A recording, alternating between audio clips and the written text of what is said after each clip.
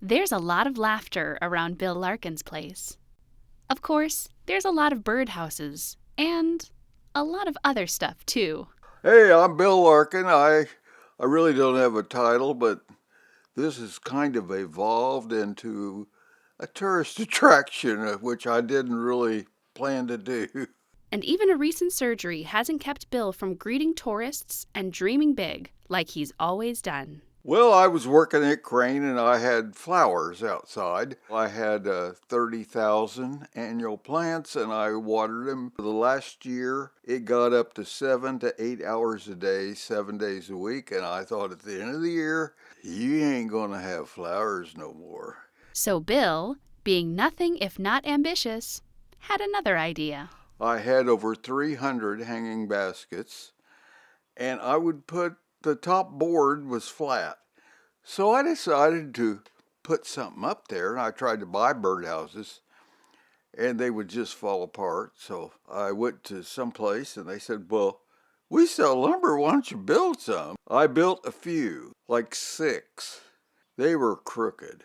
I finally got better and better at it to where after I filled out the outside, it got up to about 4,000 almost. People were wanting them, so I kept building them and giving them away.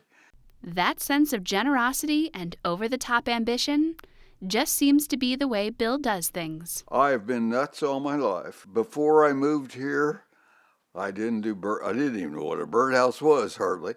But I got into collecting stuffed animals, washing them and giving them away.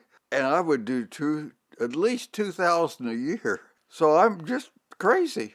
I retired in 2003, 36 years at Crane, writing computer programs. And after a lifetime behind a desk, Bill doesn't have much use for a computer. When I retired, my son came here and he says, Dad, I want a new laptop. I'm leaving the old one here for you.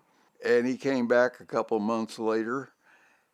He said, you haven't even plugged it in. I says, I have no intention of plugging it in. I don't want to even type anymore. Not that he has time to sit around on the computer anyway. I had about 4,000 outside, and I probably gave away maybe 2,000 of those big ones. These little ones I probably give away between 4,000 and 5,000 each year, and that's been the last 5 years. So it's a huge number. Those big numbers aren't just for the birdhouses.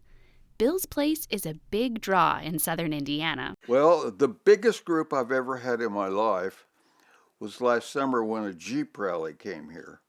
There was 256 Jeeps. And folks keep coming back to get more birdhouses, see what's new, and to show someone else the wonders of Bill's birdhouse paradise. I have at least 2 or maybe 3 big tour buses each year, and they always want to come back. And they won't have any trouble finding the place. Type in Birdhouse Man, and Google knows exactly where you're trying to go. I could not believe that when people told me, they'd call me, what are the directions? Where is your address? Now you can just Google Birdhouse Man. You don't have to put in my name, address, or anything, and it'll bring you block by block here. And it's not just the tourists that keep Bill company out here. Come May through June, it is almost deafening in the morning with all the chirping. Bill has more birdhouses than most people could imagine, but there are a couple he likes to show anyone who drops by. This one is made on a 3D printer, which I did not know anything about a 3D printer. This family was from Michigan. They came last spring, and in the fall, this thing just arrived in a box with a little note. We really enjoyed your place. This is the best that I could remember what your house looked like. But it was his daughter and grandson that made his favorite birdhouse of all. It's got pictures of my oldest grandson when he was 4 years old. The boy is now 19. That makes it clear. Bill's Wonderland has been around a long time, but it may not stay that way. Bill's thinking of packing it in soon. Well, I'm not sure how long I'm going to be here. My son's been wanting me to move, and get out of this place because I can't really take care of the outside at all. So make sure you find your way to this birdhouse paradise before Bill packs up and heads south for the winter.